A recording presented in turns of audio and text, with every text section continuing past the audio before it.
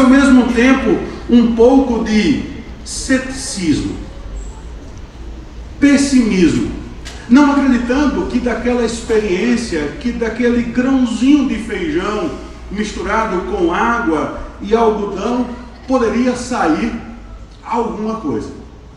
2, 3 dias depois, percebemos nela uma grande alegria e ela pegou aquele copo descartável, correu para mim, para a Juliana e com muita alegria mostrou então aquela pequena plantazinha que havia nascido daquele pequeno grão de feijão. Alguns dias depois, então, podemos testemunhar em Débora a alegria que ela teve quando viu aquela sementinha que plantara se transformando numa bonita plantinha.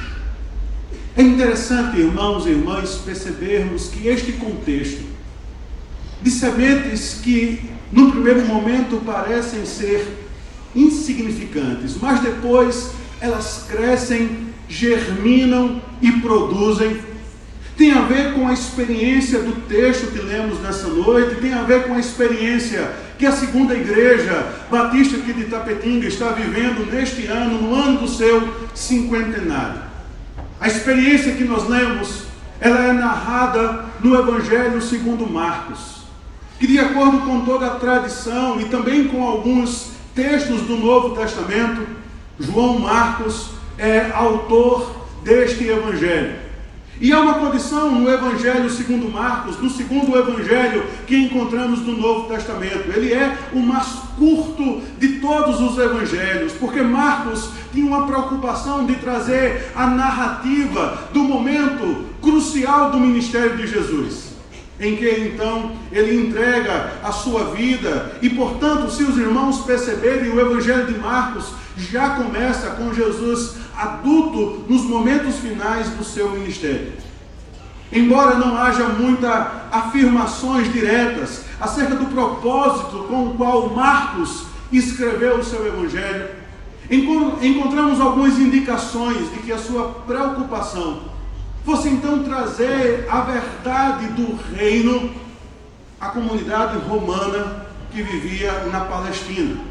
Nesse sentido, encontramos a preocupação dos evangelistas quanto à semente do Evangelho, porque sabemos que Mateus escreve para os judeus, Lucas escreve para os gentios, e encontramos no Evangelho de Marcos a preocupação de que a semente do Evangelho chegasse à comunidade romana.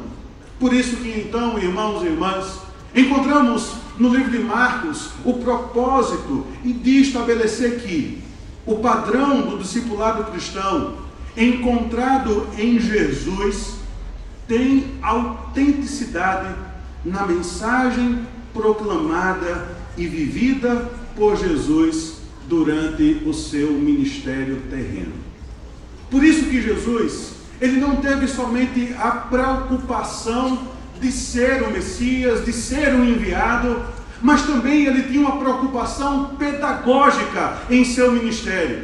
Ele tinha uma preocupação de ensinar acerca do reino de Deus. Nesse sentido, chegamos então ao capítulo 4 do Evangelho segundo Marcos, que traz em si a proclamação pública das verdades do reino por meio de parábolas. Sabemos que quando Jesus ele contava parábolas, ele sempre usava um contexto dos judeus, um contexto do primeiro século, para então trazer os ensinamentos acerca do reino de Deus.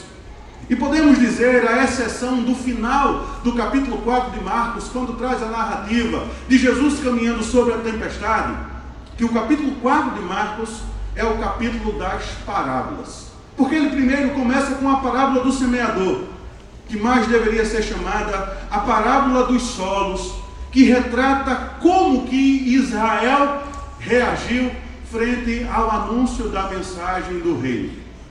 Em Marcos capítulo 4 encontramos também essas duas parábolas, as quais lemos o texto nessa noite.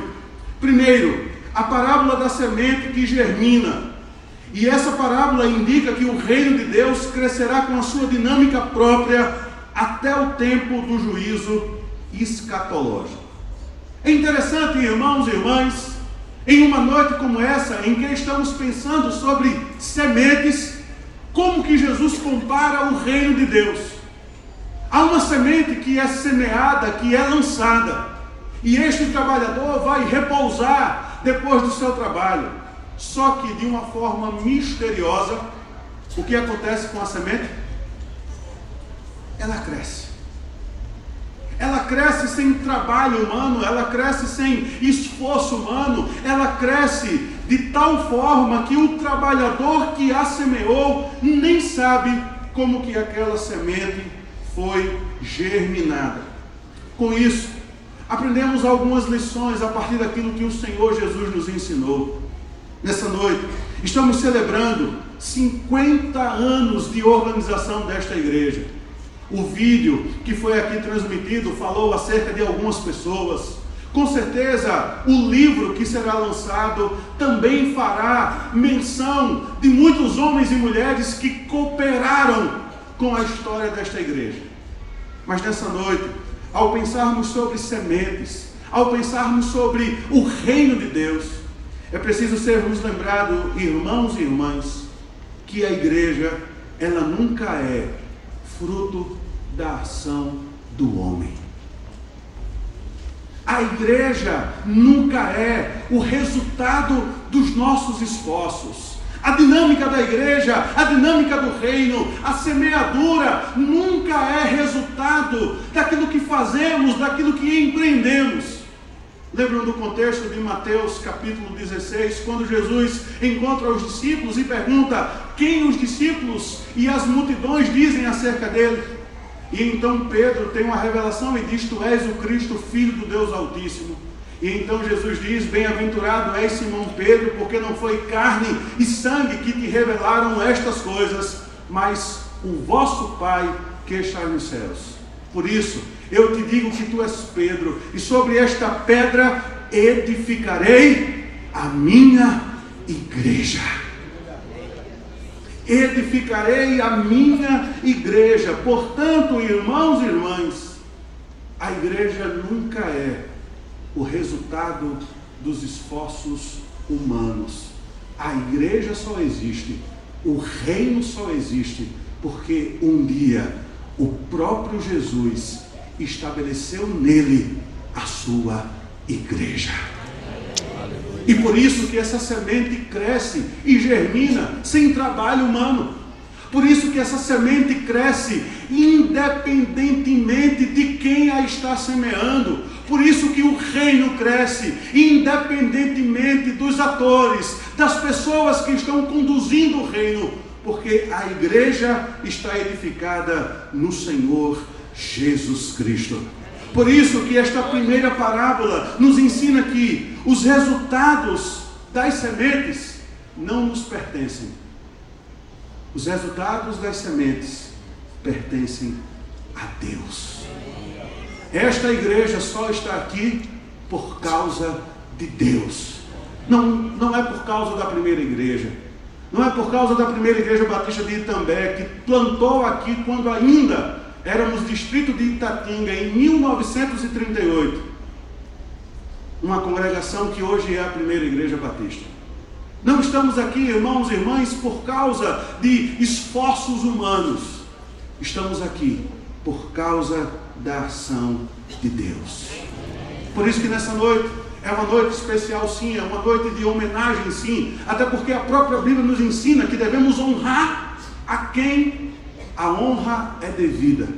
E é preciso, sim, lembrar da história, olhar para trás, até para que valorizemos o trabalho das pessoas que vieram antes de nós.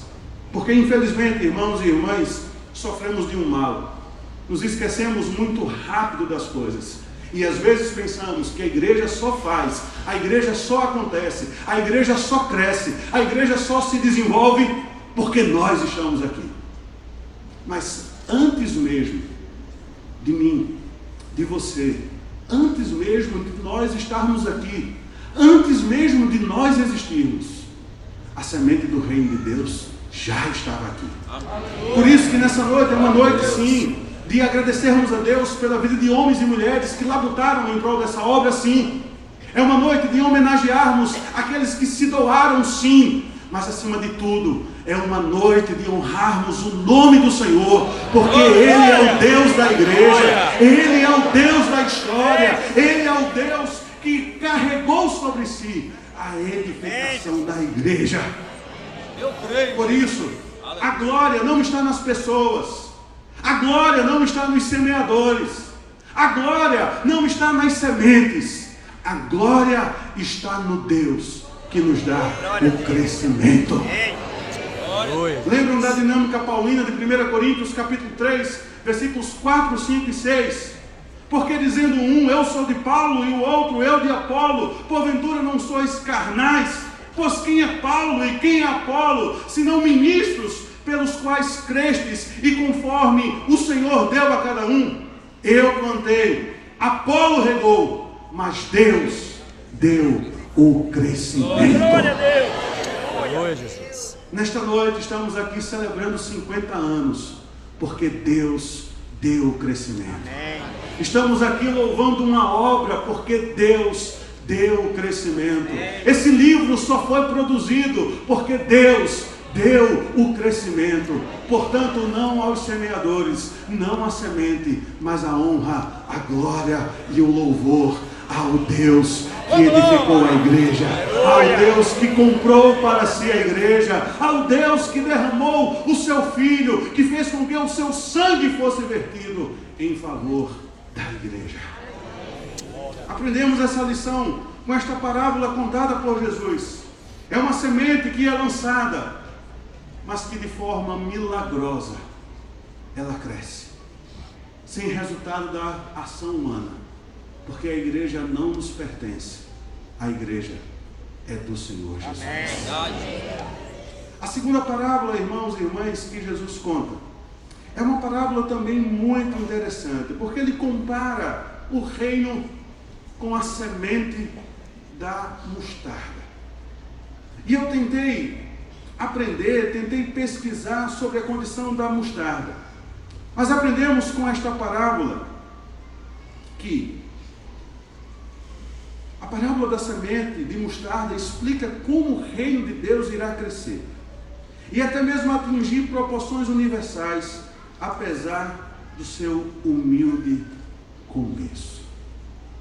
Porque o próprio texto nos ensina, através daquilo que Jesus contou, que o grão de mostarda, sim, é o menor grão, é a menor de todas as hortaliças. Mas depois cresce, e alguns dizem que na Palestina a mostarda, a árvore, poderia alcançar até 4 metros de altura. E por isso que no próprio texto Jesus diz que ela então vem e faz sombra, para que então os pássaros possam se aninhar. No ano passado, quando a nossa igreja celebrou 79 anos, nós tivemos também a oportunidade de fazermos um exercício mnemônico, olhando para a nossa história. E é interessante, irmãos e irmãs, como que o reino de Deus começa assim, talvez para alguns de forma insignificante. A primeira igreja batista aqui de Itapetinga foi fundada com 38 membros, em 1938. Apenas 2 anos após, a igreja teve a oportunidade de adquirir um terreno e 1 ano depois começou a construir o primeiro templo. Ou seja, a igreja passou 3 anos se reunindo nas casas. Creio eu, e aí com a leitura do livro eu vou poder ter essa certeza, que a história dessa igreja não começa da forma que hoje nós estamos aqui. Não começa a igreja construindo esse templo, não começa a igreja com esse nível de relevância. Mas lembram da história que eu comecei contando acerca de nossa filha, que apresentava um certo pessimismo em relação a um pequeno grão de feijão? Talvez há 50 anos atrás ninguém imaginaria, pastor Odinei, que a segunda igreja seria o que ela é hoje. Talvez os seus fundadores não tinham a percepção de onde a igreja chegaria, do que a igreja faria. Talvez os fundadores da primeira igreja batista não tinham a compreensão que ela seria o que ela é hoje, que ela teria a relevância que ela tem hoje. Porque toda obra de plantação começa pequena. Mas já fomos lembrados que é Deus quem nos dá o crescimento. E aí então eu fui tentar pesquisar o que é que acontecia com a mostarda, que era a menor semente e depois se transformava em uma grande árvore. E eu não encontrei nenhuma explicação científica para esse fato. Eu não encontrei nenhuma explicação plausível que fundamente, que justifique, que explique, que mostre por que a semente é a menor raiz, é a menor semente e depois se transforma em uma árvore tão grande.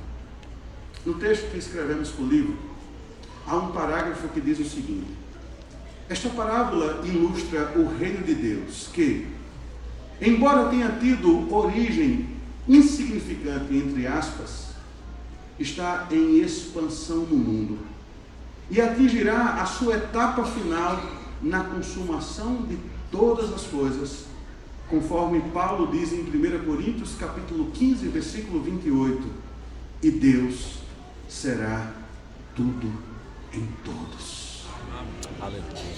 E Deus será tudo em todos. Itapetinga um dia, em sua totalidade, será do Senhor Jesus Cristo. Nós cantamos aqui uma promessa: todo joelho se dobrará e toda língua confessará. Mas esta obra começou com uma pequena semente, mas que cresce, que cresce, que cresce, sobretudo porque Deus nos dá o crescimento. Amém.